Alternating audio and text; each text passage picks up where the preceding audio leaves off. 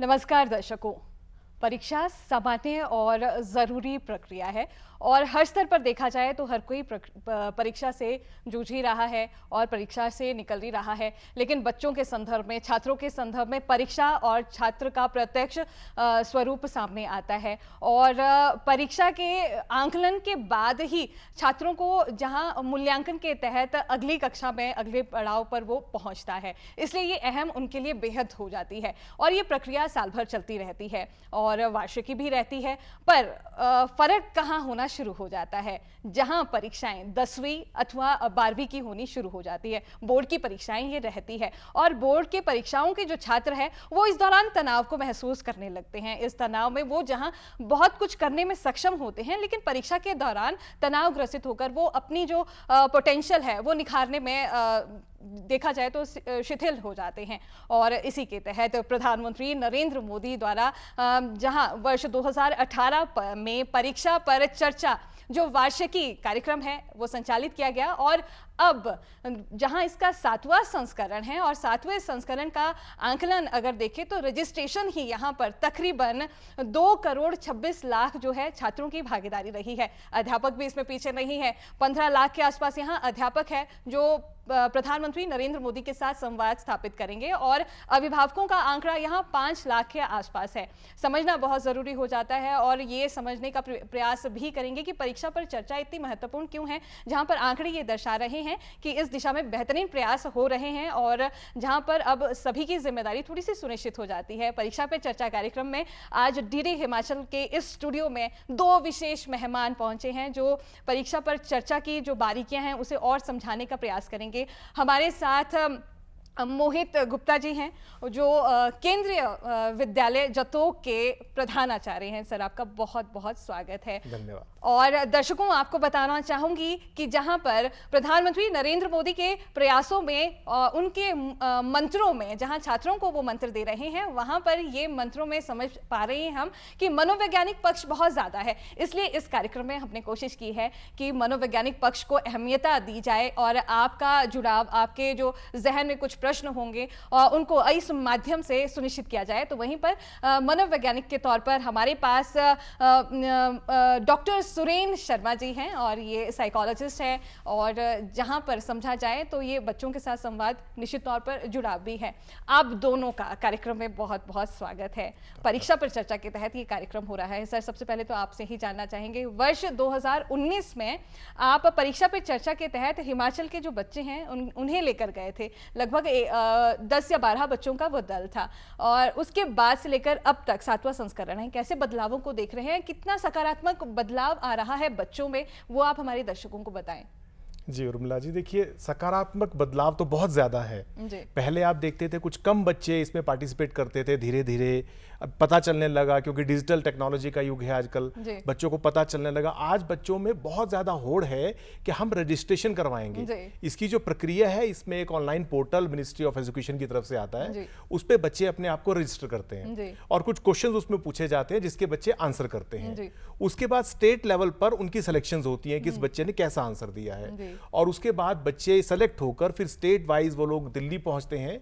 जब मैं बच्चों को लेकर गया था तो यहाँ हिमाचल से हमारे 10-12 बच्चे थे और आप इतना मतलब खुशी होती है कि बहुत से बच्चे ऐसे थे जो पहली बार ट्रेन में बैठे, दूर दराज गांव के बच्चे थे, वो पहली बार ट्रेन में बैठे, वहां पहुंचे, तालकटोरा स्टेडियम में प्रोग्राम था और वहां पर बच्चे दिल्ली जाकर रुके और दिल्ली का भ्रमण भी उन्होंने किया और बच्चों के मन में एक अमिट छाप उस चीज की आ गई। अब जब भी कभी उन बच्चों का फोन आता है, अभी भी वो कुछ बच्चे अभी टच में हैं, फोन आ जाता है उनका, तो इतनी खुशी वो फील करते हैं कि हमें एक बार मौका मिला था, हम प्रधानमंत्री जी से मिले थे। आप कल्पना कीजिए कि बच्चा पहली बार दिल्ली जा रहा है और वो भी सीधा प्रधानमंत्री जी से मिलने।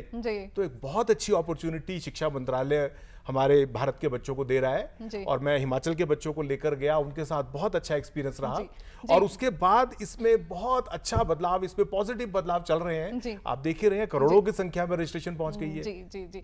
उस दौरान क्योंकि सीधे संवाद में आप भी शामिल थे, उस दौरान जो प्रक्रिया रहती है वो किस तरीके का है, बच्चे कैसे इन्वॉल्व होते हैं, प्रधानमंत्री नरेंद्र मोदी जी से वो बातचीत कर रहे होते हैं, संवाद स्थापित कर रहे होते हैं, बच्चों का जो उत्सुकता है वो भी जानना चाहेंगे, हमारे दर्शकों को जरूर बताएं। बच्चे बहुत उत्सुक होते हैं इसमें। ऑनलाइन तो मैंने आपको बताया पहले किस ढंग से सिलेक्शन होती है।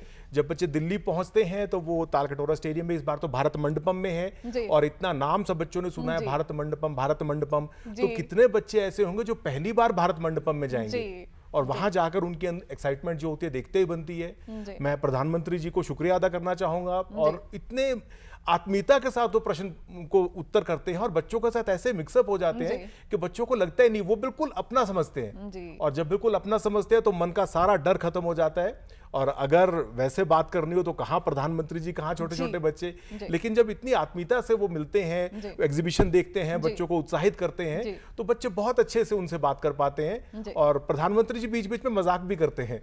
मुझे याद है एक बार उन्होंने पबजी के बारे में कुछ कहा तो सारे बच्चे हंसने लगे, बहुत खुश हुए, और बच्चों को लगता है कि प्रधानमंत्री जी हमारे बीच में से ही एक हैं। तो ये बहुत अच्छी बात है जी।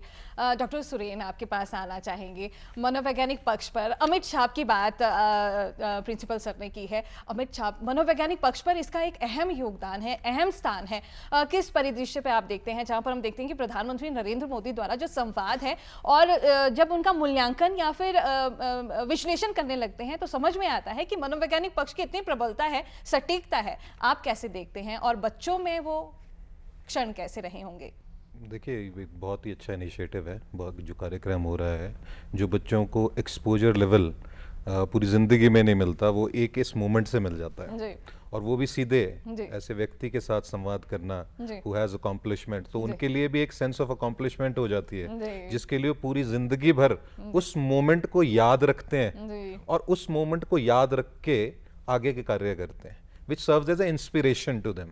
तो बहुत अच्छा कार्यक्रम है, जिसकी वजह से इन लोगों को एक्सपोजर मिल रहा है और बहुत अच्छा इनिशिएटिव है शिक्षा मंत्रालय। आपसे ये भी जानना चाहेंगे, टीनेजर्स 10वीं और 12वीं के एज में मुख्यतः अगर समझा जाए परीक्षा परिणामों में, तो वो बदलावों से जूझ रहे होते हैं, तनावों से जूझ रहे होते हैं। शारीरिक बदलाव तो है ही है, तनाव मानसिक तौर पर भी है, और जो उनकी बौद्धिक क्षमता को प्रभावित कर रहे हैं।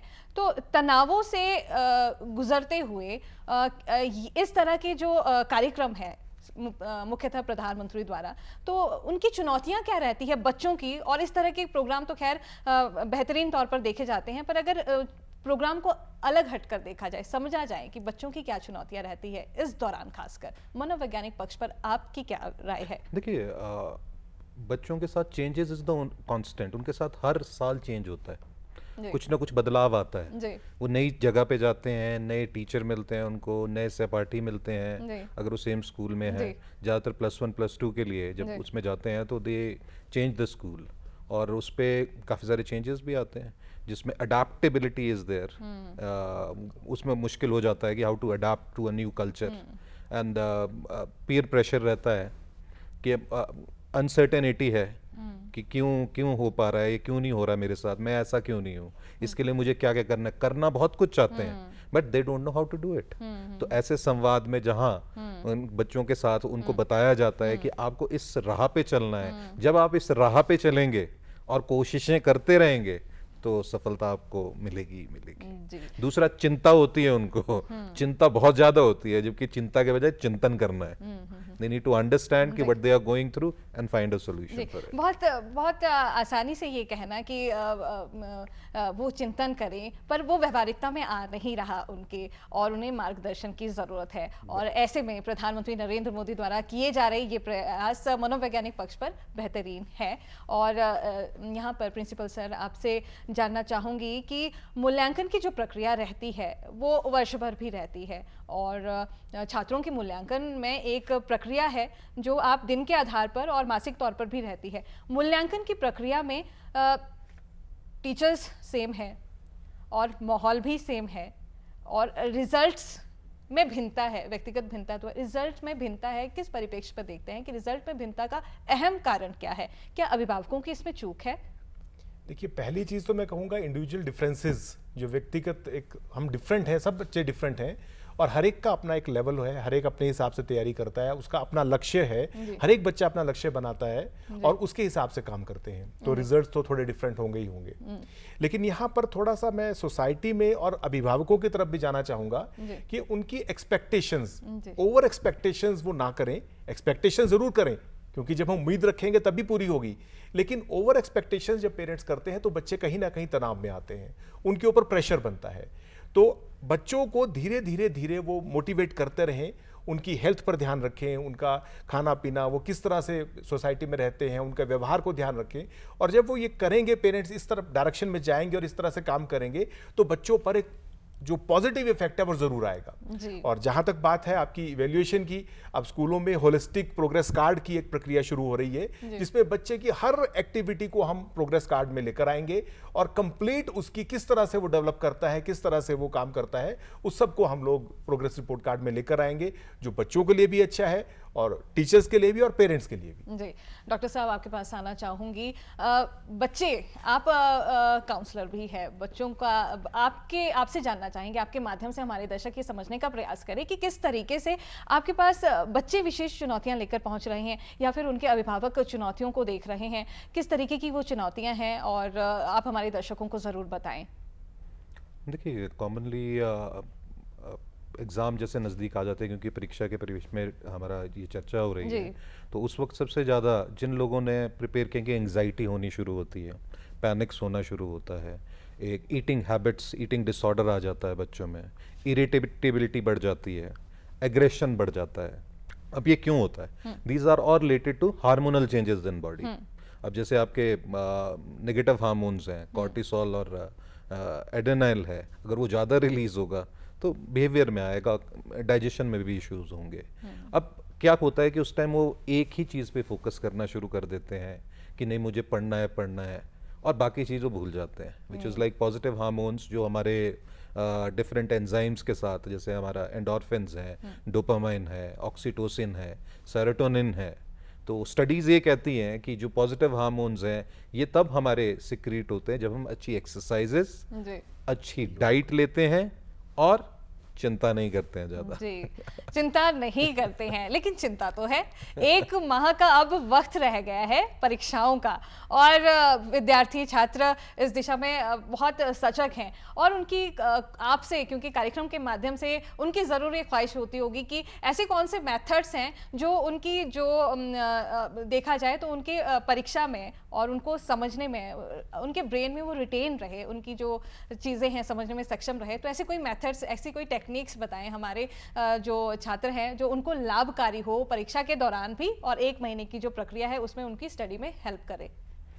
देखिए, जब हमारा जो लर्निंग प्रोसेस है, जिस तरीके से हम सीखते हैं चीज़ों को, जब भी हम कोई चीज़ सीखते हैं और उसको याद रखते हैं तो हम उसकी एक इमेज बना लेते हैं। So we learn in images. अगर हम रेफर भी किसी चीज़ को करना चाहते हैं, किसी को अच्छा मानते हैं, बुरा मानते हैं, तो उनके व्यवहार की एक चित्रण हमारे दिमाग में छप जाता है, तो उस तरीके से हम उसको याद रखते हैं। टेक्निक्स इसमें क्या है कि अगर हमारी अच्छी मेमोरीज हैं पास्ट की, and we are remembering that, हम उसको याद रख रहे हैं बार बार, तो आदमी खुश रहेगा, जो पॉजिटिव हार्मोन्स हैं हमारे सिक्रीट होते रहेंगे। अगर एक्सरसाइजेज अच्छी चल रही हैं, नॉर्मली बच्चे क्या करते हैं कि जैसे एग्ज़ाम आए तो उनकी एक्सरसाइजेज की रूटीन चली जाती है और ब्रीदिंग फास्ट करना शुरू कर देते हैं, डर जाते हैं।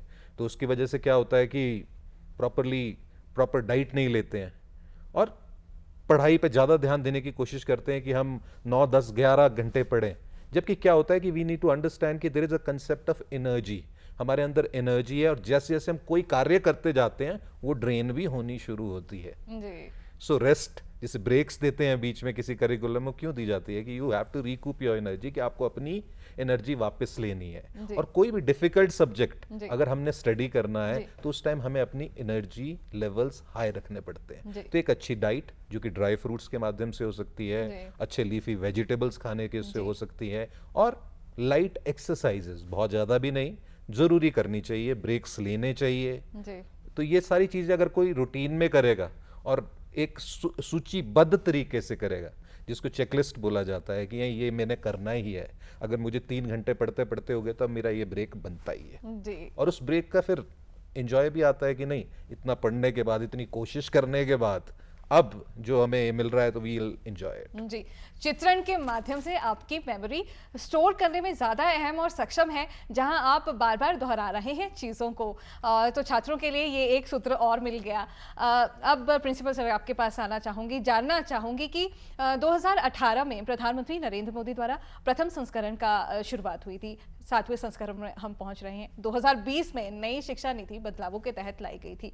प्रधानमंत्री नरेंद्र मोदी ने खुद ये कहा है कि बातचीत के जरिए, संवाद के जरिए क्या हो सकता है कोई नई बात निकले, और नई बात के तहत नई शिक्षा नीति 2020 आई। नई शिक्षा नीति में ऐसा क्या है और जो छात्रों के लिए बेहद कारगर और हितैषी है? सबसे बड़ी बात इस शिक्षा नीति में है कि हम रोट लर्निंग, जो रटने वाली एक प्रक्रिया थी, जो बच्चे रट लेते थे, उससे हम क्रिटिकल थिंकिंग की तरफ अब जा रहे हैं। बच्चा क्रिटिकली बात को समझे, उसको एनालाइज करे और उसको अप्लाई करे अपनी जिंदगी में। पहले सिर्फ रटना ही एक पर्पस हुआ करता था कि रट लिया, एग्जाम में नंबर ले लिए, लेकिन अब वो चीज़ बदल गई। और दूसरा, जॉय ऑफ लर्निंग, बच्चे को सीखने में खुशी मिले। जब तक खुशी नहीं मिलेगी सीखने में, तब तक हम उतना सक्सेसफुल नहीं हो सकते। लेकिन आजकल ऐसी टेक्निक्स के थ्रू टीचर्स पढ़ा रहे हैं और बच्चों को इस तरह से इन्वॉल्व किया जा रहा है कि वो पढ़ाई में उनको मजा आए, उनको खुशी मिले, उनको, सर ने बताया, सेंस ऑफ अकॉम्प्लिशमेंट उनके अंदर आनी चाहिए कि हाँ, मेरा ये क्वेश्चन सॉल्व हो गया। और जब कोई क्वेश्चन सॉल्व होता है तो बच्चे को खुशी मिलती है, और वो खुशी उसको फिर से लीड करती है, मोटिवेशन मिलती है कि मैं अगला सवाल भी करूं। और जब अगला भी उसका सॉल्व हो जाता है, बीच में डिफिकल्टी भी आएगी, लेकिन उसके बावजूद भी जब वो कहीं ना कहीं कोशिश करके सॉल्व करता है तो फिर से वो उसके अंदर खुशी आती है। और ये निरंतर प्रक्रिया हमारी चलती रहती है सीखने की, सिखाने की। जी डॉक्टर साहब, अब आपकी तरफ रुख कर रहे हैं। खान पान का अहम योगदान है, बार बार जिक्र हो रहा है आपके माध्यम से भी, और प्रधानमंत्री नरेंद्र मोदी द्वारा भी ये कहा गया है। योगासन का जिक्र उन्होंने अपने बहुत सारे संस्करण में बार बार किया है, डाइट प्लान का उन्होंने जिक्र किया है, और इसके साथ साथ ये भी जानना चाहेंगे कि कौन कौन से ऐसे योगासन हैं जो उनकी मेमोरी को शार्प करता हो, उनकी एकाग्रता को बढ़ाता हो। और क्योंकि अभी तो उनका फोकस सिर्फ यही है कि परीक्षा में मार्क्स बहुत अच्छे आए, तो कैसे उनकी एकाग्रता जो है योगासन के माध्यम से हो सकती है, वो कौन कौन सी सटीकता है, वो प्लीज़ आप बताएं। देखिए, अगर आपने तनाव से दूर रहना है तो सबसे इम्पोर्टेंट जो हमें होता है ना, कि वो कह रहे हैं कि आजकल बड़े शहरों में सब जगह पोल्यूशन बढ़ रहा है। तो क्या हो रहा है? पोल्यूशन से ऑक्सीजन का लेवल कम हो रहा है, मीन्स कि ऑक्सीजन लेवल हमारा अच्छा होना चाहिए। तो इसमें देखिए, डीप ब्रीदिंग एक्सरसाइजेज, जिसको हम डायफ्रैग्मेटिक ब्रीदिंग भी बोलते हैं, कि हम अगर वो करें, उसके साथ क्या होता है कि we have are oxygen levels in the body increases.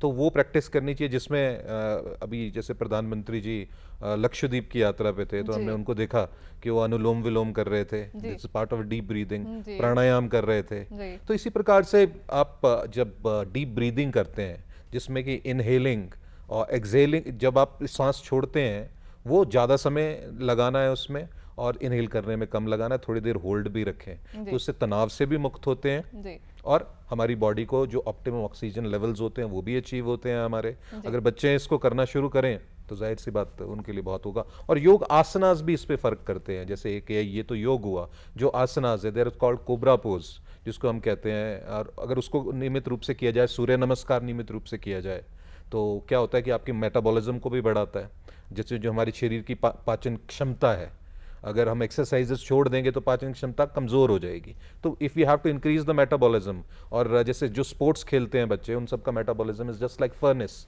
They just burn down everything. कुछ भी होता है, कुछ भी खाएं, चाहे जंक भी खाएं, वो भी हो जाता है। वैसे तो जंक इज़ नॉट रिकमेंडेड। अगर कोई हाई मेटाबॉलिज्म चाहता है, डीप ब्रीदिंग एंड एक्सरसाइजेस उनको उससे मिल जाता है। जी, दिमागी तौर की सशक्तता की बात हो गई। अब ज़रा मन की तरफ चलते हैं।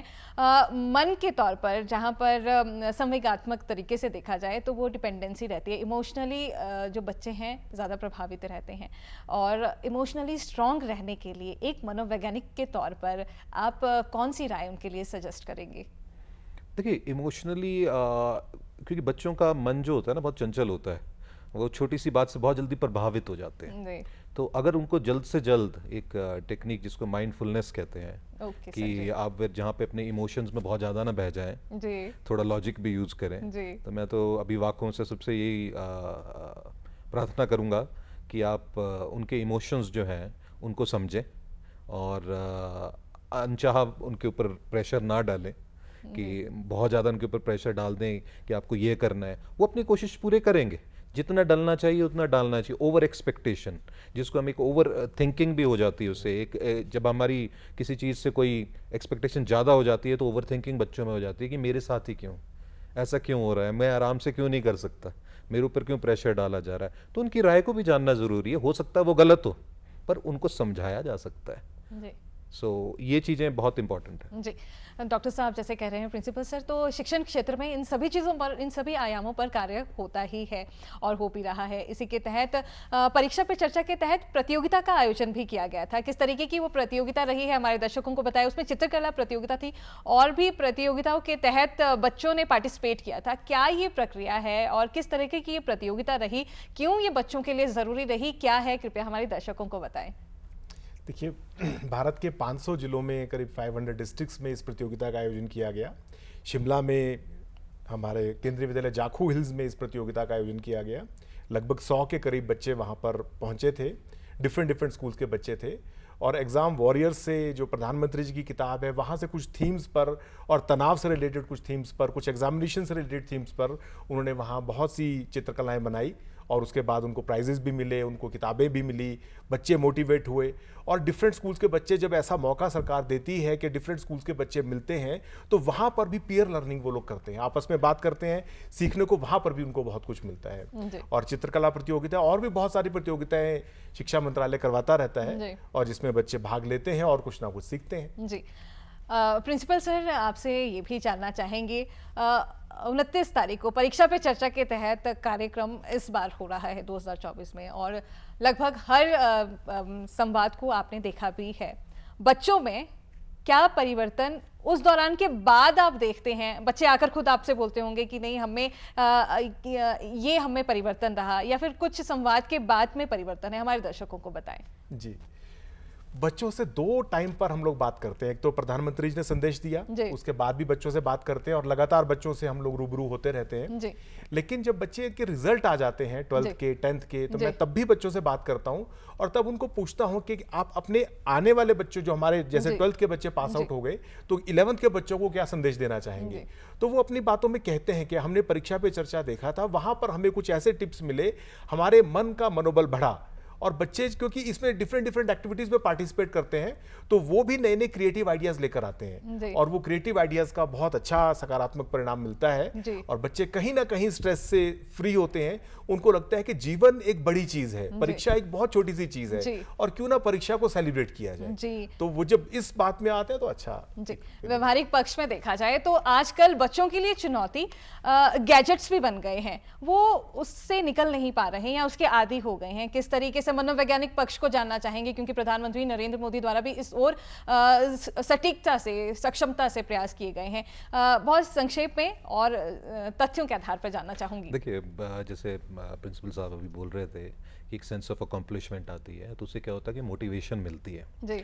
मोटिवेशन ना आग की तरह होती है, अब लकड़ी डालते रहे ना तो आग जलती रहेगी, तो वो मोटिवेशन साथ साथ चलती रहनी चाहिए। अब जैसे आपने गैजेट्स की बात करी, देखिए गैजेट्स भी एक, इसके फायदे भी है, नुकसान भी है।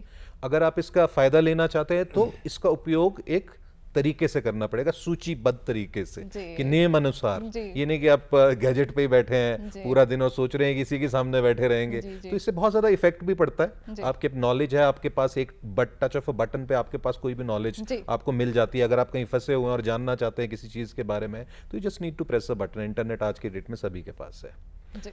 पर एडिक्शन होना, जो कि प्रभाव आता है कि एडिक्शन किसी चीज की हो जाए, तो एडिक्शन बच्चे जूझ रहे हैं क्योंकि एडिक्शन होगी, क्योंकि उनको दे गेट दैट हंच। उन लोगों को ये भी लगता है कि नहीं, इससे मेरे को फायदा हो रहा है, उनके कुछ अच्छे पॉजिटिव हार्मोन्स भी सिक्रेट होना शुरू होते हैं और कुछ गेम्स भी खेलना शुरू कर देते हैं। अब ये तो पता लगता नहीं है कि वो पढ़ाई कर रहे हैं कि क्या कर रहे हैं। तो देखिए, इसके लिए क्या चीज है कि मोटिवेट करना है, उनकी समय सारणी ऐसी होनी चाहिए, नियमावली ऐसी होनी चाहिए कि उनको खुद पता हो कि इसके नुकसान है और आस्ता आस्ता नुकसान जी बिल्कुल।